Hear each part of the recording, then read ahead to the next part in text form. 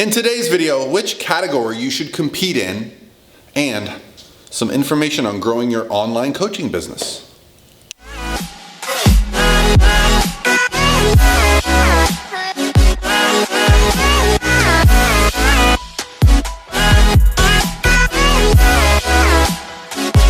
All by myself.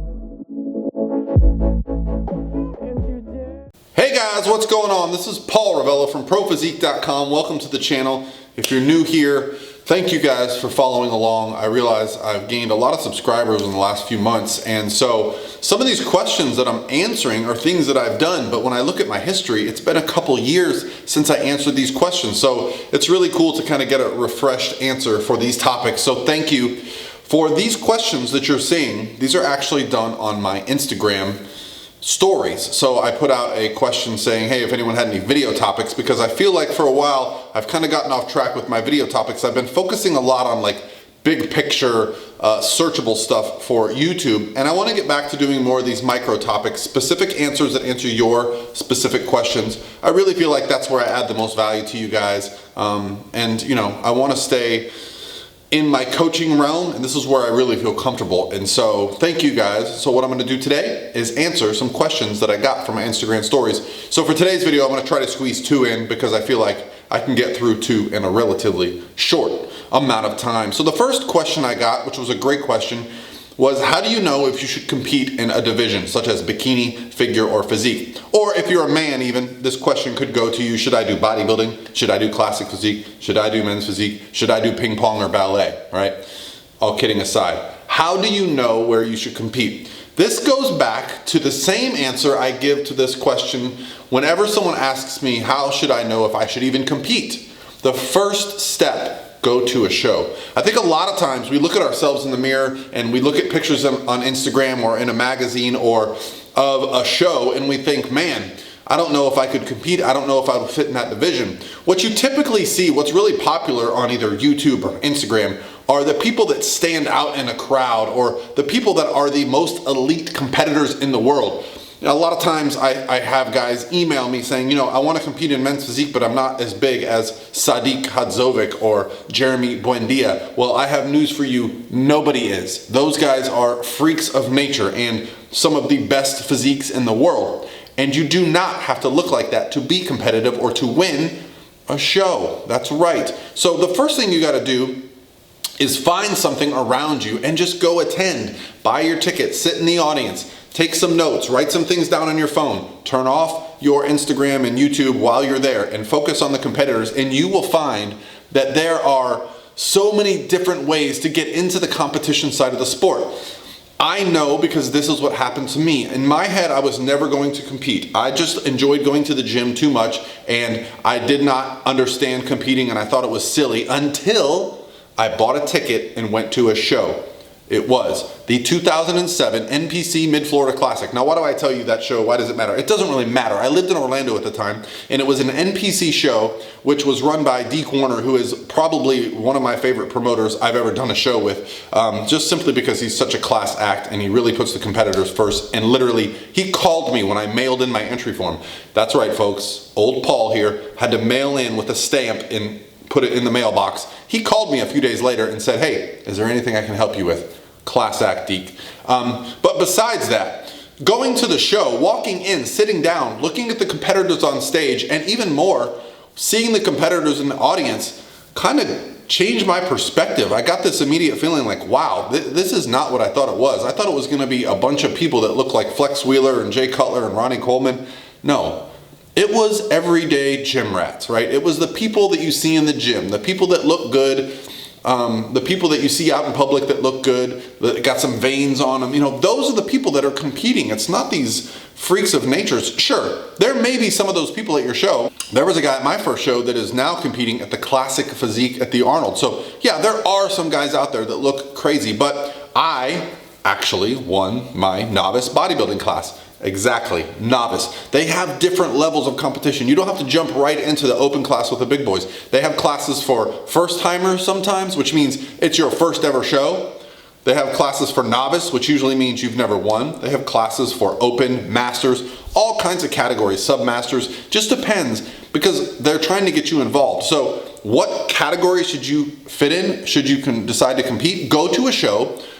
Look what you like. See what you like on stage. If you like the girls that are wearing the heels and they're posing and they have their hair done and their makeup, and that excites you, then that's what you should do. If you like the girls on stage with no shoes, with a one-piece suit, hitting some flexing poses, if that excites you, that's what you should be doing. Sometimes going to the show, seeing it in person, kind of really sparks an interest. And I know for a lot of people like myself and people that I've talked to, it was that first time they opened up a magazine and they saw that physique that inspired them to get into the gym. And it's the same thing when you go to a competition. When you see people on stage and off stage walking around and just their body composition, and you see them so lean, it really helps get your mind right for what you're gonna have to do, and it helps you with the process. So, you know, what category you fit into probably is the category that most excites you, okay? Because you're gonna put the most effort into that.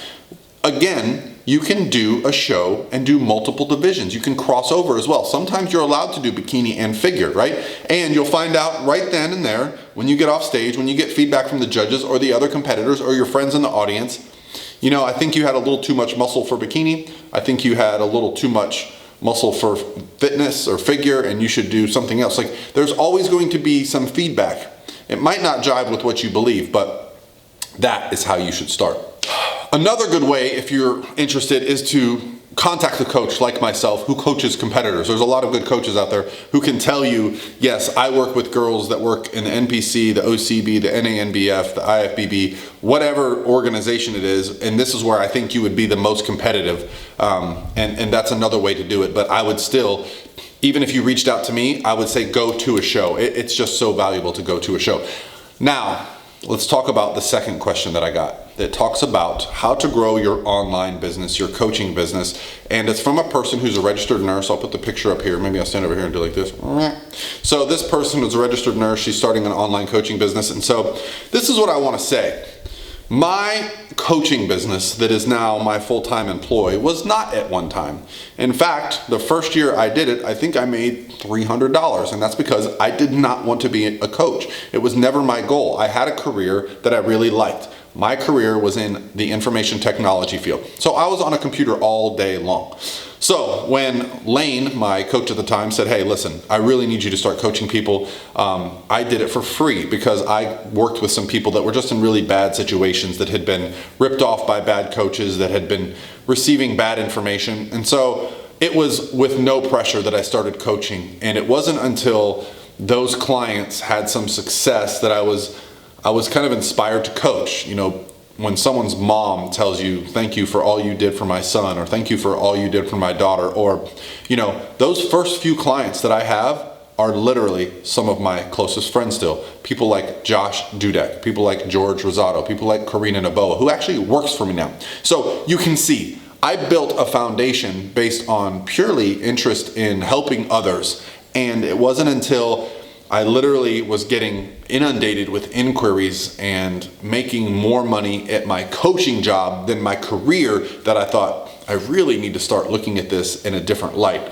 So if you are doing this in a part-time manner, you know, it's probably, especially with a nursing career, I know you work long shifts, like 10 to 12, 14-hour shifts, but you also have like complete days off. So I know some coaches that require their clients to check in only on certain days, right? So you might be able to set up your schedule in such a manner that you are very responsive and very on it on 2 to 3 days a week, and the other days that you're working, well, you can kind of just respond at your own leisure. But requiring check-ins on the days that you're available, setting up phone calls with potential clients on the days that you're available, that's how I would start. And one thing I want to tell everyone out there that's starting a coaching business, take your time. If you start out coaching and you have 1 client, 2 clients, 5 clients, there you have the ability to scale. There you have the ability to go, okay, what am I doing inefficiently here? If you send a client a program and you get back an email with 33 questions, well, imagine if you had 20 clients.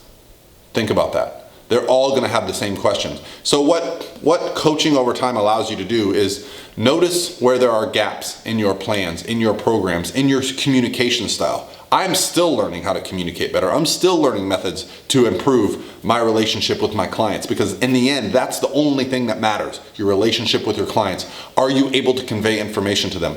If I have a client that's not happy, my response to that is, what did I do wrong?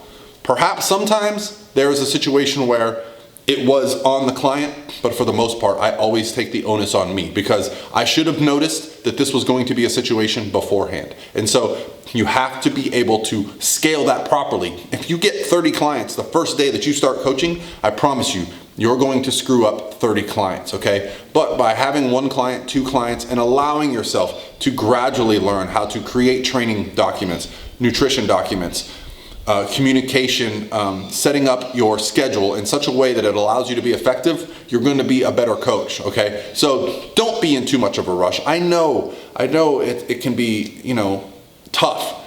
And if you have a career like you already have, well, you're not going to be in a rush to get out of that. So nursing is very rewarding as well. So hopefully that helps. I think the most important thing is giving yourself a schedule, setting it up for success, and just allowing time for the business to grow organically. It will grow if you're good at what you do. All right, guys, that's gonna be it for me today. Got a couple phone calls set up in the near future.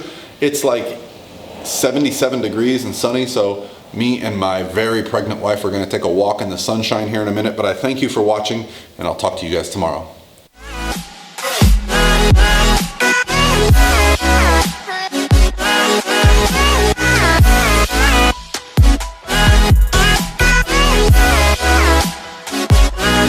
By myself.